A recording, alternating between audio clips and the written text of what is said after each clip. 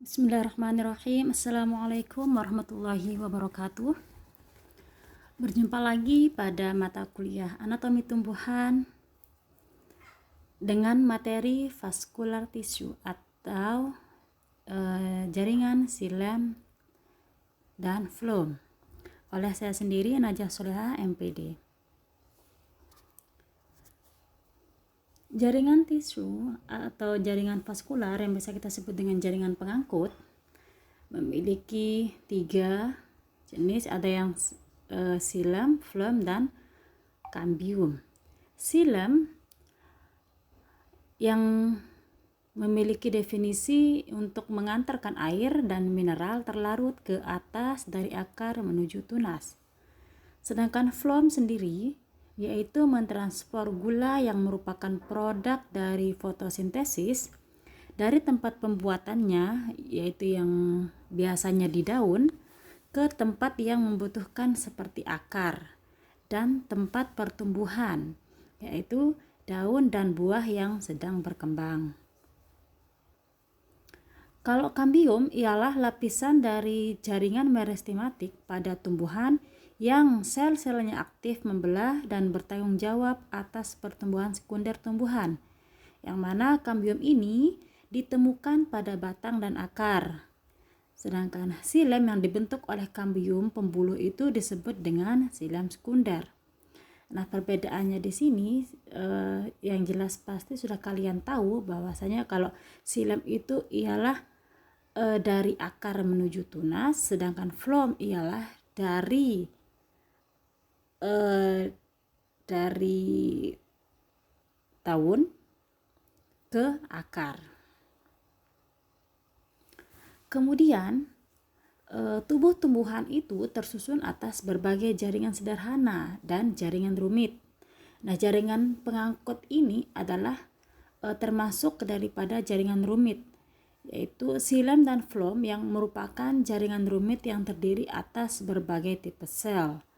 Nah, bentuk sel ini dia memanjang, kemudian komponen daripada dinding sel dari tubuh tumbuhan ini berlignin atau mengalami pengerasan.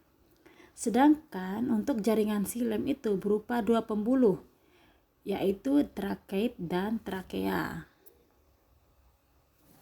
Nah, unsur-unsur xilem sendiri ada 3 macam, yaitu ada trakeal, kemudian serat xilem, dan parenkim xilem. Untuk trakeal sendiri merupakan unsur yang bertugas dalam pengangkutan air beserta zat terlarut di dalamnya.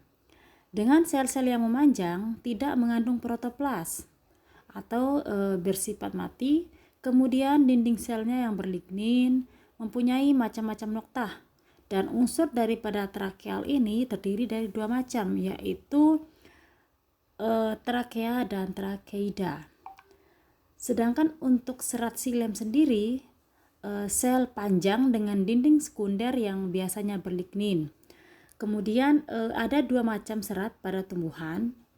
Yang pertama yaitu ada serat trakeit dan serat libriform. Nah, serat libriform ini mempunyai ukuran yang lebih panjang dan dinding selnya itu lebih tebal dibanding daripada serat trakeit. Kemudian dia ini dijumpai adanya noktah sederhana pada serat libriform. Sedangkan serat trakeit ini memiliki noktah yang terlindung. Nah, kemudian untuk parenkim xilem ini yang tersusun dari sel-sel yang masih hidup, kemudian dijumpai pada xilem primer dan maupun xilem sekunder. Nah, pada xilem sekunder ini dijumpai 2 macam parenkim. Yang pertama itu parenkim batu dan parenkim jari empulur. Kemudian xilem sendiri ada yang disebut dengan xilem primer, xilem sekunder, dan struktur xilem. Nah, xilem primer ini terbentuk di bagian ujung batang, atau dia itu terdiferensiasi menjadi jaringan meristem, atau bisa kita sebut dengan prokambium. Nah, kemudian sedangkan untuk xilem sekunder ini dia itu terbentuk karena aktivitas daripada kambium itu sendiri. Dan struktur silem ini terdiri dari ada yang namanya trakea, trakeit, parenkim kayu, elemen pembuluh, dan serabut silem. Bisa kita lihat di gambar sebelahnya. Gambar sebelah ini merupakan struktur daripada silem.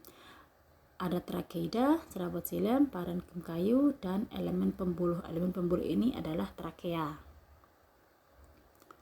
Nah, untuk perbedaan maupun persamaan daripada trakea dan trakeit itu, yang pertama untuk trakea, dia itu memiliki saluran yang lebih modern atau lebih efisien, sedangkan untuk trakeit sendiri yang mana salurannya itu lebih primitif atau lebih lambat. Trakea itu hanya dijumpai pada tanaman Angiospermae. Bedanya dengan trakeit ialah dia dijumpai pada gimnos dan juga angios. Kemudian untuk trakea memiliki ukuran diameter yang lebih besar, sedangkan trakeit itu lebih ramping dan lebih panjang. Kemudian yang terakhir, ini bisa kita sebut dengan persamaannya yang mana terdapat daerah perforasi atau daerah yang lempengnya itu berpori. Bisa kita lihat di gambar di bawahnya itu antara trakeit dan trakea. Memiliki yang persamaannya itu memiliki daerah perforasi atau lempeng perforasi, yaitu lempeng yang berpori. Untuk pengangkutan air oleh silem itu, yang pertama secara ekstravaskular, di mana ada dua jalur yang yaitu ialah ada jalur apoplas dan juga jalur simplas. Jalur apoplas atau air itu bergerak melalui celah-celah sel, sedangkan untuk jalur simplasnya sendiri ialah lewat jalur sitoplasma ke sitoplasma yang lain. Nah, jalur apoplas ini kan kalau dia itu bergerak melalui celah-celah sel, sedangkan atau biasa kita sebut dengan melalui dinding sel, sedangkan simplas itu melalui sitoplasma ke sitoplasma yang lain. Nah, kemudian ada juga yang namanya epidermis. Untuk strukturnya itu jalannya pengangkutan air itu ialah dari epidermis menuju ke korteks, kemudian dari korteks menuju ke endodermis, dan terakhir menuju ke silem. Nah, dari epidermis ke korteks ini bisa menggunakan dengan dua jalur, yaitu jalur apoplas maupun jalur simplas. Sedangkan untuk yang saat melewati endodermis kan tadi dari epidermis ke korteks, kemudian dari korteks ke endodermis. Nah, saat melewati endodermis ini harus melalui jalur simplas karena dia akan semakin ke dalam, jadinya tempat untuk penyaluran air itu melalui jalur simplas ketika melewati endodermis. Sedangkan saat sudah menuju silem itu, maka jalur ini bisa menggunakan dua jalur simplas dan juga jalur apoplas. Jalur simplas itu dari sitoplasma ke sitoplasma atau di dalam selnya, sedangkan untuk apoplas itu ialah dari dinding selnya, celah-celah sel. Nah, secara intravaskuler kan ada dua, ada secara ekstra dan secara intra. Nah, ini secara intranya ketika sudah berada di dalam silemnya itu. Nah, ada beberapa faktor pergerakan air dari silem yang mana semua bagian tumbuhan ini akan melawan gravitasi. Untuk yang pertama kita sebut dengan transpirasi, yang mana transpirasi ini keluarnya air atau berupa gas dari stomata yang mengakibatkan sel pada silem itu selalu lebih hipertonik daripada tanah yang basah atau hipotonik. Nah, inilah yang memicu pergerakan air dari akar ke batang dan daun. Kemudian untuk daya kapilaritas, silem ini merupakan tabung berdiameter kecil sehingga punya daya kapilaritas. Nah, Daya kapilaritas ini terdiri dari gaya kohesi atau gaya tarik molekul beda jenis dan gaya adhesi yaitu gaya tarik molekul yang sejenis. Nah, saat air itu masuk dalam silam, maka gaya kohesi ini yaitu antara molekul air satu dengan yang lain lebih kuat daripada gaya adhesinya, yaitu antara molekul air dengan silam. Kemudian beralih ke phloem, bahwa hasil dari pembelahan kambium vaskular ke arah luar. Kemudian jaringannya itu kompleks atau rumit, yang mana terdiri dari parenkim, sel atau tabung tapis, kemudian lempeng tapis, sel pengiring, skleroid, sel masa hidup saat dewasa. Nah, ciri khas dari sel phloem ini secara umum tidak punya nukleus, namun masih punya sitoplasma atau dia itu tetap hidup. Kemudian punya sel pengiring atau bernukleus. Kemudian di mana dia itu akan mengatur daripada aktivitas phloem secara umum. Nah, struktur phloem ini ada yang namanya dengan sel-sel tapis yang mengalami pemanjangan. Nah, itu akan berubah menjadi pembuluh tapis yang bentuknya seperti tabung. Kemudian, antar pembuluh tapis ini akan terhubung atas lempeng tapis atau yang berpori, membentuk plasmodesmata atau yang disebut dengan jembatan sitoplasma pembuluh tapis satu dengan yang lainnya. Nah, plasmodesmata yang terbentuk ini akan menjadi yang jembat, di mana plasmodesmata ini menjadi jembatan daripada sitoplasma pembuluh tapis yang satu dengan yang lainnya. Kemudian sel pengiring ini yaitu dia akan mengatur daripada aktivitas phloem, termasuk mengatur glukosa yang akan dihantarkan phloem. Nah, struktur phloem ini ada lempeng tapis, ada pembuluh tapis, dan juga ada sel pengiring.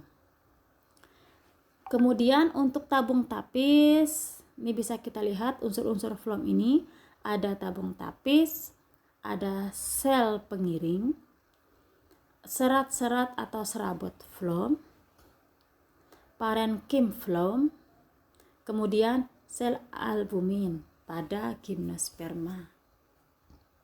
Nah, pengangkutan hasil fotosintesis oleh phloem. Sel-sel yang berkloroplast akan mereaksikan, di mana ini adalah reaksi daripada glukosa, ada karbon dioksida plus air yang mana dibantu oleh cahaya yang pembentukannya di klorofil akan menghasilkan gula atau glukosa plus oksigen, 6CO2 plus 6H2O menjadi C6H12O6 plus 6O2 oksigen, di mana glukosa ini akan disimpan sementara pada daun. Kemudian glukosa kemudian akan diangkut atau bertranslokasi ke bagian lain, contohnya pada jaringan meristem melalui phloem, dan urutan translokasi gula ini yaitu dari parenkim asimilasi atau klorenkim ke sel pengiring, kemudian ke pembuluh tapis, dari pembuluh tapis menuju ke seluruh organ, dan seluruh organ ini akan menuju ke parenkim penimbun untuk disimpan, kemudian untuk menjadi amilum atau pati. Nah, semakin banyak terjadi fotosintesis, maka semakin banyak yang ditimbun di parenkim penimbun. Makanya ini yang dikenal dengan penyimpanan glukosa.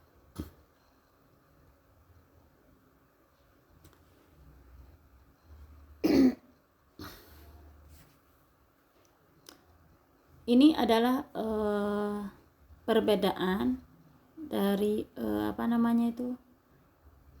silam dan phloem, bahwa silam ini adalah yang mengangkut daripada air mineral, sedangkan untuk phloem ini adalah yang pengangkutan gulanya.